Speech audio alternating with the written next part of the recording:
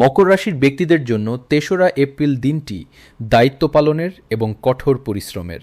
শনির প্রভাবে আজ আপনার কর্মক্ষেত্রে ব্যস্ততা বাড়বে, যা আপনার দীর্ঘমেয়াদী ভবিষ্যতের জন্য শুভ ফল নিয়ে আসবে। আপনি যদি দীর্ঘ সময় ধরে কোনো জটিল প্রজেক্ট শেষ করার চেষ্টা করছেন, তবে আজ তা সফলভাবে সম্পন্ন হবে।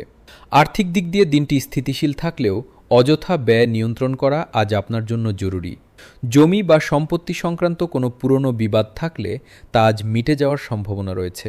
পারিবারিক জীবনে আপনি গুরুজনদের পূর্ণ সমর্থন পাবেন, যা আপনাকে কাজ করার মানসিক শক্তি দিবে। দাম্পত্য জীবনে ভুল বোঝাবুঝি দূর হবে এবং একে অপরের প্রতি শ্রদ্ধা ও বিশ্বাস বাড়বে। স্বাস্থ্যের প্রতি যত্নশীল হন, বিশেষ করে হাড়ের সমস্যা বা জয়েন্টে ব্যথার রোগীদের আজ সাবধানে থাকতে হবে।